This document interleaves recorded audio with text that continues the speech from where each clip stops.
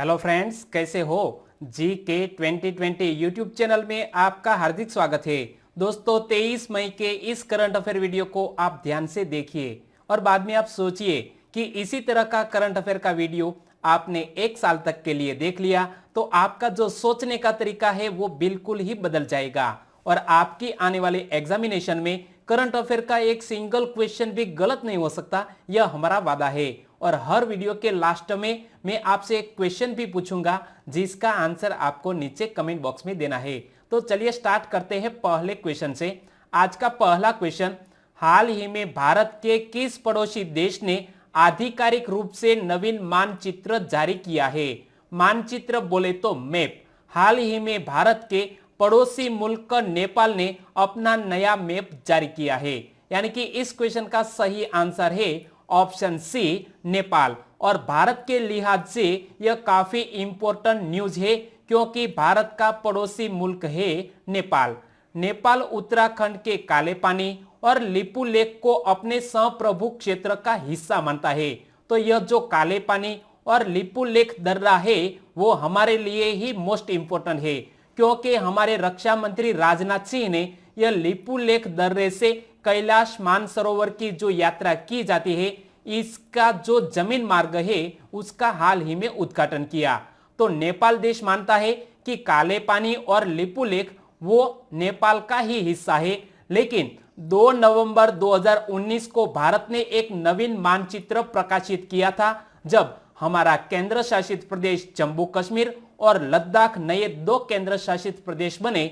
तब जाकर हमने 2 नवंबर 2019 को हमारा भारत का नया मानचित्र जारी किया था और इस मानचित्र में काले पानी को भी भारतीय क्षेत्र के रूप में दर्शाया गया था, यानी कि काले पानी भारत का हिस्सा है या नेपाल का। इसीलिए भारत और नेपाल के बीच कंट्रोवर्सी है। और बात करें इस इश्यू की तो विवाद का एक मूल कारण गंडक नदी के बदलते मार्ग को भी माना जाता है क्योंकि गंडक नदी नेपाल और बिहार भारत के बीच अंतरराष्ट्रीय सीमा बनाती है। यहां आप देख सकते हैं बिहार का मैप और यहां पर जो गंडक नदी है वो नेपाल और भारत के बीच एक सीमा बनाती है और गंडक नदी को नेपाल में नारायणी नदी के रूप में जाना जाता है। तो यह बात भी आपको याद रखनी है। और बात करते हैं नेपाल की, तो एक और क्वेश्चन नेपाल से जुड़ा हुआ कुछ ही मंथ पहले करंट अफेयर में था कि निम्न में से किस देश में होली को फागु पूर्णिमा के नाम से जाना जाता है। नेपाल देश में होली को फागु पूर्णिमा के नाम से जाना जाता है। तो यहां हम बात करते हैं नेपाल की, तो ये है नेपाल मैप और नेपाल की कैपिटल का नाम क्या है, काठमांडू। नेपाल के वर्तमान राष्ट्रपति कौन है, विद्या देवी भंडारी नेपाल की वर्तमान राष्ट्रपति है।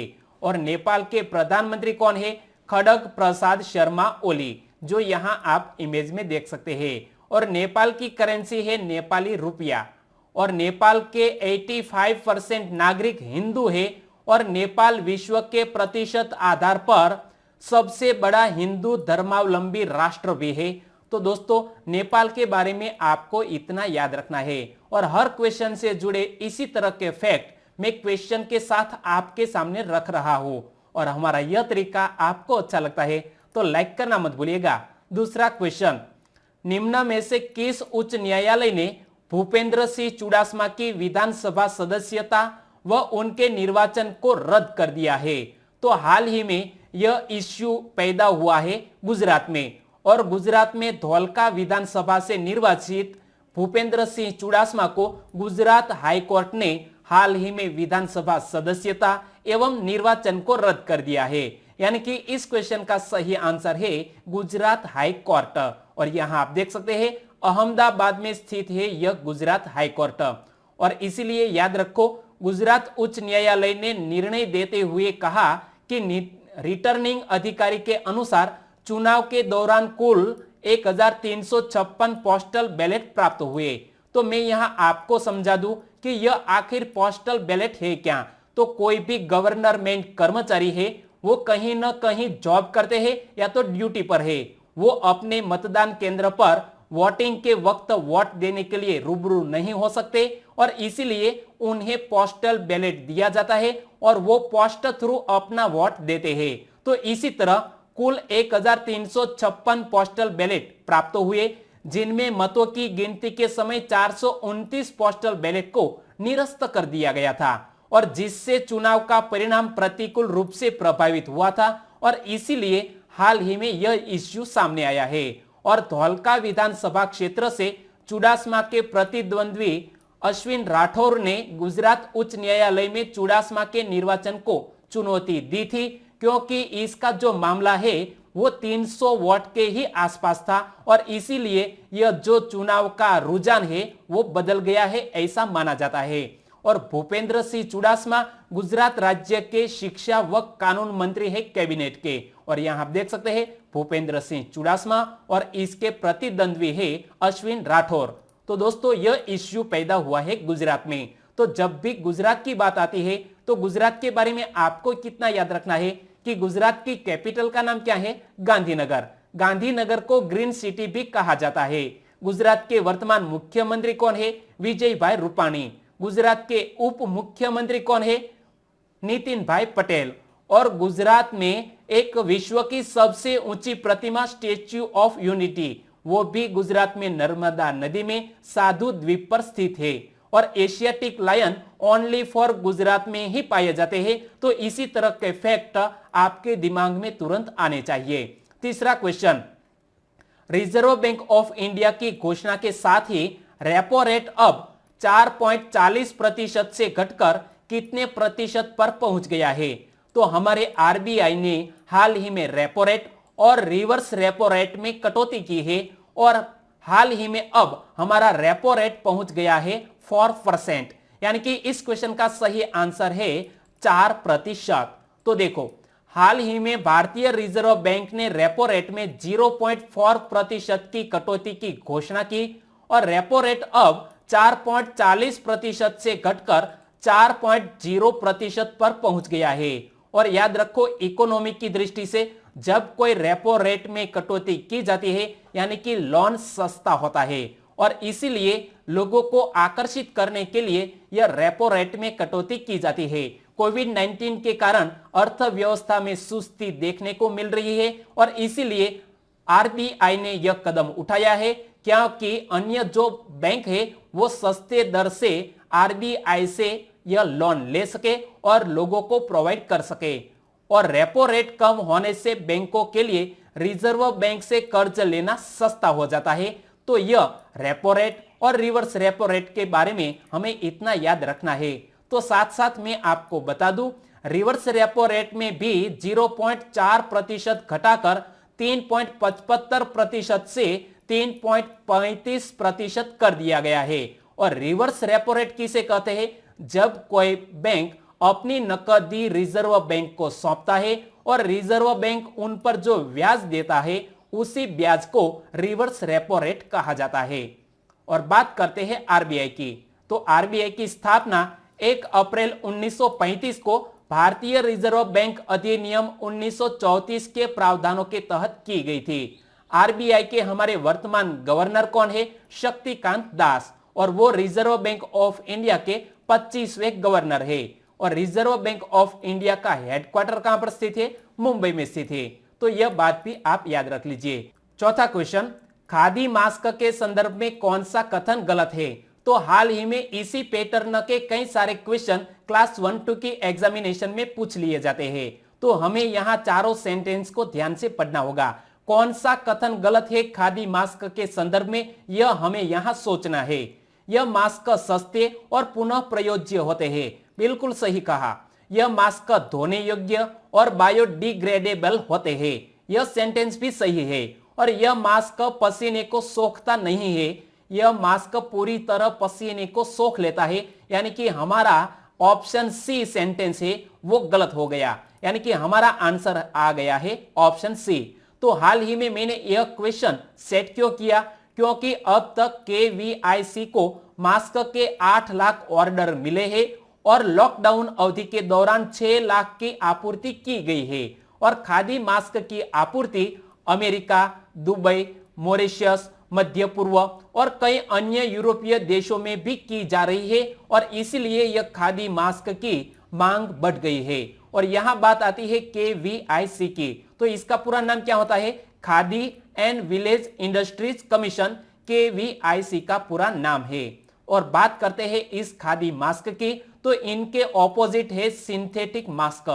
तो दूसरी ओर सिंथेटिक मास्क हवा के पारित होने नहीं देता और यह पसीने को भी नहीं सोखता है, और इसीलिए सिंथेटिक मास्क पहनने से पसीना बढ़ जाता है और उपयोगकर्ताओं को असुविधा होती है। इनके खिलाफ यह जो खादी का मास्क है वो काफी कंफर्टेबल है, और इसी के उत्पादन में आगे आया है KVIC। तो KVIC से जुड़ा एक और क्वेश्चन मैंने कुछ दिन पहले ही आपको करंट अफेयर में बताया था कि हाल ही में KVIC ने अपना पहला सिल्क प्रोसेसिंग प्लांट कहां शुरू किया है? गुजरात में KVIC ने अपना पहला सिल्क प्रोसेसिंग प्लांट शुरू किया है, और गुजरात के सुरेंद्रनगर जिले में। और KVIC का एक बार फुल फॉर्म हम पढ़ ले तो the khadi and village industries commission, KVIC का पूरा नाम है। पांचवा क्वेश्चन, रक्षा MSME यानी कि सूक्ष्म लघु व मध्यम उद्योग के लिए ई कॉन्क्लेव की अध्यक्षता किसने की? रक्षा MSME जो हाल ही में एक नई बात है, क्योंकि हमारे रक्षा उपकरणों को डेवलप करने के लिए जो छोटे छोटे पार्ट्स होते हैं वो बनाने के लिए MSME की सहायता ली जा रही है, और इसीलिए यह करंट अफेयर में है। और इसी के ई कॉन्क्लेव की अध्यक्षता हाल ही में हमारे रक्षा मंत्री राजनाथ सिंह ने की है, और इसीलिए इस क्वेश्चन का सही आंसर है ऑप्शन डी, राजनाथ सिंह, हमारे वर्तमान रक्षा मंत्री। और ई कॉन्क्लेव किसके द्वारा आयोजित किया गया था वो भी एक क्वेश्चन बनता है। तो यह कॉन्क्लेव CII यानी कि भारतीय उद्योग परिसंघ, CIDM यानी कि society of Indian defence manufacturers और रक्षा उत्पादन विभाग के द्वारा संयुक्त रूप से ई कॉन्क्लेव आयोजित किया गया है। और इसी इवेंट से जुड़ा एक और क्वेश्चन बन सकता है कि वीडियो कॉन्फ्रेंसिंग के माध्यम से आयोजित इस कॉन्क्लेव में लगभग कितने रक्षा MSME ने भाग लिया है? तो तकरीबन इस ई कॉन्क्लेव में 800 से अधिक MSME ने भाग लिया है, और यह जो हमने कदम उठाया है इसके पीछे का कारण है आत्मनिर्भर भारत अभियान योजना, क्योंकि हमारे भारत देश को आत्मनिर्भर बनना है इस रक्षा के उपकरण पैदा करने में। तो रक्षा उत्पादन को बढ़ावा देने के लिए कच्चे माल के स्वदेशीकरण पर बल दिया जाएगा, और इसमें MSME अपनी अहम भूमिका निभा सकता है। और यह कॉन्क्लेव भारत को 2025 तक 25 बिलियन रक्षा उत्पादन के अपने लक्ष्य को प्राप्त करने में मदद करेगा, और हमने भी यह तय किया है कि 2025 तक 25 बिलियन के रक्षा उत्पाद हमारे भारत में बनने चाहिए। छठा क्वेश्चन, हाल ही में भारत सरकार ने मनरेगा श्रमिकों को कितने करोड़ रुपए दिए हैं? तो आप सभी को पता है कि रिवर्स माइग्रेशन शुरू हो चुका है, और बहुत से शहर में रहने वाले लोग अपने वापस गांव लौट गए हैं, और उनको रोजगारी प्रदान करने हेतु हाल ही में यह मनरेगा योजना है वो काफी मददरूप साबित हो रही है, और इसीलिए भारत सरकार ने 170 करोड़ रुपए मनरेगा श्रमिकों के लिए आवंटित किए हैं। इसलिए इस क्वेश्चन का सही आंसर है 170 करोड़। तो देखो, कोविड-19 संकट के कारण प्रवासियों के अपने घर वापस लौटने के बाद देश में ग्रामीण आबादी बढ़ गई, और इससे ग्रामीण बेरोजगारी भी बढ़ गई है, और भारत सरकार ने इस योजना के तहत मजदूरी को 182 रुपये से बढ़ाकर अब कर दी गई है 202 रुपये, यानी कि मनरेगा में एक दिन की जो आमदनी है वो 202 रुपये कर दी गई है। सातवां क्वेश्चन, दुनिया में व्यक्तिगत सुरक्षा उपकरण का दूसरा सबसे बड़ा उत्पादक देश कौन बन गया? हमारा ही देश भारत दुनिया में व्यक्तिगत सुरक्षा उपकरण का दूसरा सबसे बड़ा उत्पादक देश बन गया। और व्यक्तिगत सुरक्षा उपकरण बोले तो पर्सनल प्रोटेक्शन इक्विपमेंट किट, और इसी के उत्पाद में भारत दूसरे नंबर पर है और चीन इसमें पहले नंबर पर है। चीन दुनिया में PPE का सबसे बड़ा निर्माता है, और भारत अब हर दिन 2.06 लाख PPE किट का उत्पादन कर रहा है, और यह देश की अधिकतम क्षमता है। और आप सबको पता है कि किसी भी व्यक्ति कोरोना वायरस से संक्रमित है तो इसी के साथ जो कोई भी व्यक्ति रहता है तो इसे यह पीपीई किट आवश्यक रूप से पहननी होगी क्योंकि वह कोरोना वायरस के संक्रमण से बच सके। और औसतन भारत में 1 लाख किट का उत्पादन होता है और एक पीपीई किट में जूता कवर, दस्ताने, आंखों का शील्ड, मास्क और गाउन शामिल होता है। तो पीपीई किट में कौन कौन सी चीजें शामिल होती है यह बात भी आप याद रख लीजिए। और इसमें हमारा भारत पहुंच गया है दूसरे नंबर पर। तो बात करें भारत देश की, तो पहले तो यहाँ आप मैप में देखिए कि ये है हमारा भारत। भारत की कैपिटल का नाम है दिल्ली, सबको पता है। लेकिन दिल्ली की स्थापना कब हुई? 1911 में। भारत के वर्तमान राष्ट्रपति रामनाथ कोविंद है, हमको पता है। लेकिन रामनाथ कोविंद हमारे भारत देश के 14वें राष्ट्रपति है। इसी तरह उपराष्ट्रपति एम वेंकैया नायडू हमारे देश के 13वें उपराष्ट्रपति है। हमारे देश के प्रधानमंत्री है नरेंद्र भाई मोदी और वो हमारे भारत देश के 14वें प्राइम मिनिस्टर है। और लोकसभा के अध्यक्ष कौन है? ओम बिरला। और ओम बिरला हमारी 17वीं लोकसभा के स्पीकर है। और सुप्रीम कोर्ट के चीफ जस्टिस कौन है? शरद अरविंद बोबड़े। और वो हमारे भारत देश की सुप्रीम कोर्ट के 47वें चीफ जस्टिस है। तो यह फैक्ट आपको याद रखना है। 8वां क्वेश्चन, कितने वर्ष से कम उम्र के बच्चों के लिए हाइड्रोक्सी क्लोरोक्विन दवा निर्धारित नहीं है? तो हाल ही में एक दिशा निर्देश जारी किया गया है और इसी में तय किया गया है कि हाइड्रोक्सी क्लोरोक्विन नामक जो दवाइयां है वो 15 वर्ष से कम उम्र के बच्चों के लिए निर्धारित नहीं है। यानी कि इस क्वेश्चन का सही आंसर है 15 वर्ष। तो यह संशोधन क्यों किया गया?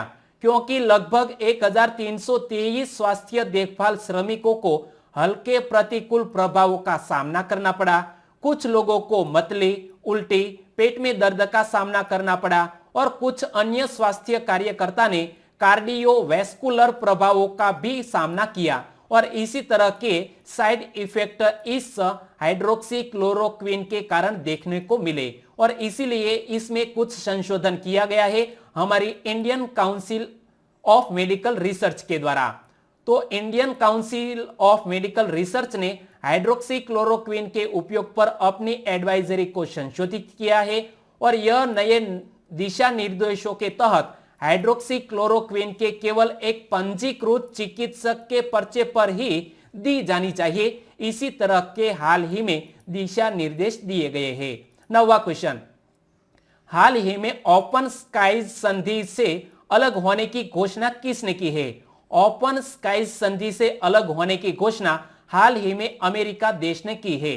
यानी कि इस क्वेश्चन का सही आंसर है अमेरिका। लेकिन पहले तो हम जान ले कि ओपन स्काईज संधि है क्या। ओपन स्काईज संधि पर 2002 में हस्ताक्षर किए गए और इसी संधि ने प्रतिभागियों के लिए एक हवाई निगरानी प्रणाली की स्थापना की और संधि पर हस्ताक्षर करने वाले 34 सदस्य देश थे और इनमें से बाहर होने की बात कर रहा है अमेरिका। तो अमेरिका क्यों बाहर होना चाहता है? अमेरिका और रूस दोनों ने संधि पर हस्ताक्षर किए हैं और अमेरिकी राष्ट्रपति ने संधि से पीछे हटने की घोषणा करते हुए आरोप लगाया है कि रूस इस संधि की अवहेलना कर रहा है और इसीलिए अमेरिका ओपन स्काईज ट्रीटी से विड्रॉल होना चाहता है। और बात करते हैं अमेरिका की, तो पहले तो यहां आप मैप में देखिए, यह है अमेरिका। अमेरिका की कैपिटल का नाम है वॉशिंगटन डीसी। अमेरिका के वर्तमान राष्ट्रपति है डोनाल्ड ट्रंप। अमेरिका के उपराष्ट्रपति है माइक पेंस। अमेरिका की करेंसी है अमेरिकन डॉलर। संयुक्त राज्य अमेरिका, यह नाम थॉमस पेन द्वारा सुझाया गया था और अमेरिका अपना स्थापना दिवस 4 जुलाई को मनाता है क्योंकि 4 जुलाई 1776 को अमेरिका की स्थापना हुई थी।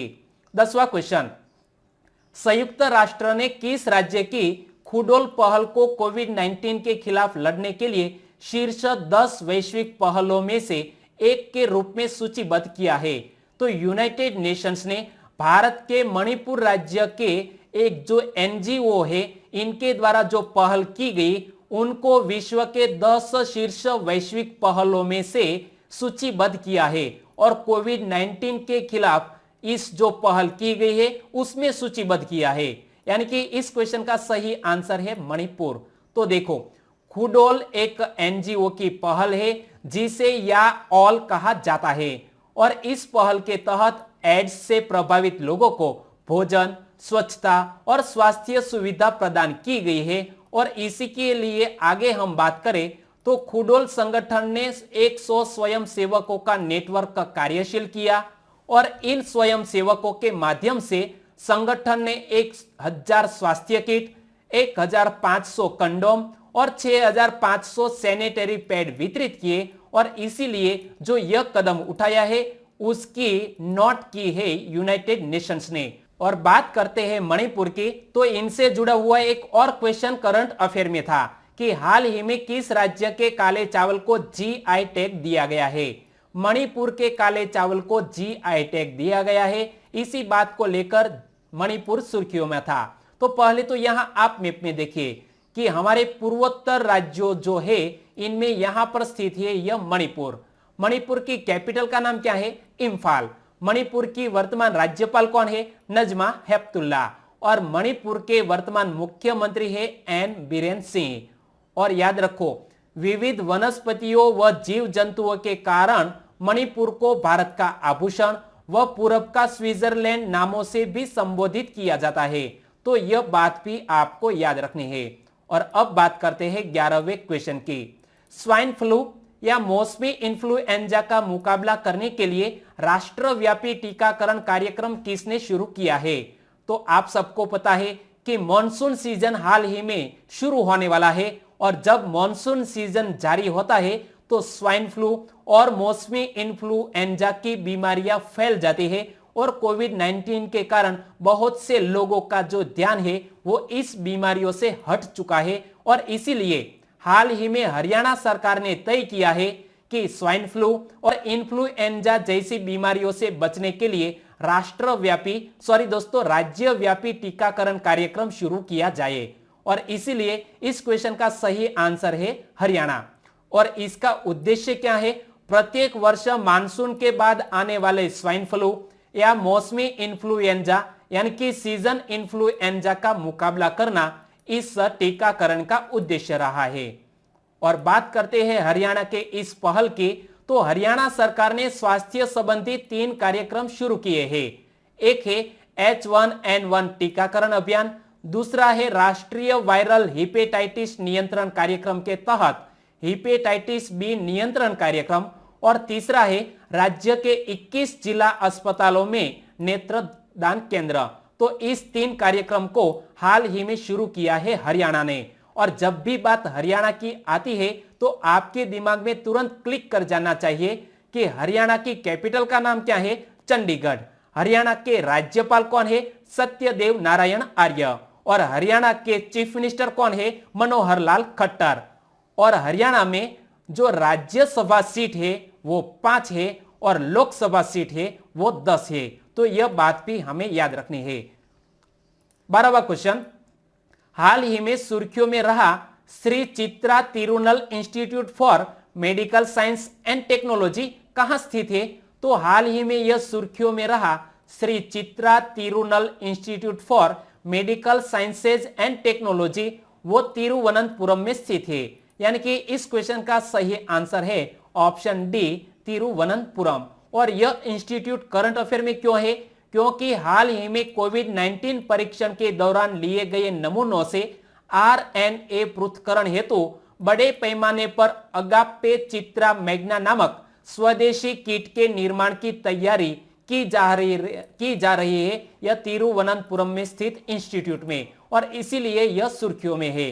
तो इस किट का विकास तिरुवनंतपुरम स्थित Shri Chitra Tirunal institute for medical sciences and technology द्वारा किया गया है। और यहां आप देख सकते हैं कहां पर स्थित है? त्रिवेंद्रम। लेकिन त्रिवेंद्रम को ही तिरुवनंतपुरम कहते हैं और हमारे भारत के गवर्नमेंट ऑफ इंडिया के अंडर यह कार्य करता है। और बात करें इस किट की, तो विकसित एक किट की लागत सिर्फ 150 रुपये की है और भारत को अगले 6 महीनों में प्रति माह लगभग 8 लाख आरएनए पृथक्करण किट की आवश्यकता होगी और इसको हाल ही में बनाया जाएगा तिरुवनंतपुरम में स्थित इस इंस्टीट्यूट में। 13वां क्वेश्चन, भारत सरकार ने वर्तमान दशक को निम्न में से किस दशक के रूप में घोषित किया है? तो फिलहाल 2011 से लेकर 2020 का जो दशक है उसको भारत सरकार ने समावेशी विकास के लिए नवाचार का दशक घोषित किया है। यानी कि इस क्वेश्चन का सही आंसर है ऑप्शन ए, समावेशी विकास के लिए नवाचार का दशक। और याद रखो, हमारे संयुक्त राष्ट्र ने 2011 से 2020 के दशक को सड़क सुरक्षा की कार्यवाही का दशक घोषित किया है, तो यह फैक्ट भी हमें याद रखना होगा। और संयुक्त राष्ट्र ने जब इस दशक को रोड सेफ्टी के माध्यम से घोषित किया है, तो हमारे भारत देश में रोड सेफ्टी के लिए कार्य करता है IRC। इसका पूरा नाम होता है इंडियन रोड्स कांग्रेस। यानी कि IRC देश में राजमार्ग इंजीनियरों की एक सर्वोच्च संस्था है जिसकी स्थापना दिसंबर 1934 में हुई। और इसका उद्देश्य क्या है? भारत में सड़क विकास को बढ़ावा देना। और अब बात करते हैं पिछले वीडियो के क्वेश्चन की। तो पिछले वीडियो में मैंने आपसे क्वेश्चन पूछा था कि सुरक्षा कारणों की वजह से हंको प्रथा आज भी किस देश में लोकप्रिय है? हंको प्रथा आज भी जापान देश में प्रचलित है और इसीलिए इस क्वेश्चन का सही आंसर था जापान। और पिछले कुछ दिनों में जैसे जैसे जापान में कोविड-19 के मामलों की संख्या में बढ़ोतरी हुई, वैसे वैसे वहां के उद्योग जगत के नेताओं द्वारा हंको परंपरा को छोड़ने की मांग की जाने लगी और इसीलिए यह हंको प्रथा सुर्खियों में था। और इसका सही आंसर देने वाले हमारे बहुत से सब्सक्राइबर फ्रेंड हैं जिनके नाम मैं लेना चाहूंगा। वो है मनोज वणकर, प्रियंक चौधरी, वणकर नितिन कुमार, डाभी हार्दिक, हर्ष अंतानी सूरत से और गोवा से गजेंद्र नाहक ने इस क्वेश्चन के बारे में डिटेल में लिखा है। सभी दोस्तों को सही आंसर देने के लिए बहुत बहुत धन्यवाद। और आज के वीडियो का क्वेश्चन ए रहा स्क्रीन पर। निम्न में से किसको आधुनिक भारतीय समाज का जन्मदाता कहा जाता है? यहाँ 4 ऑप्शन आपकी स्क्रीन पर है और उसी में से आपको चॉइस करना है कि इनमें से किस समाज सुधारक को आधुनिक भारतीय समाज का जन्मदाता कहा जाता है। आंसर देना है नीचे कमेंट बॉक्स में, आंसर देना मत भूलिएगा। और आज का वीडियो कैसा लगा? अच्छा लगा, हेल्पफुल लगा तो आपके दोस्तों को फेसबुक, व्हाट्सएप और टेलीग्राम के जरिए इस वीडियो की लिंक शेयर करना मत भूलिएगा। फिर मिलेंगे नए करंट अफेयर के साथ, तब तक के लिए टेक केयर एंड जय हिंद।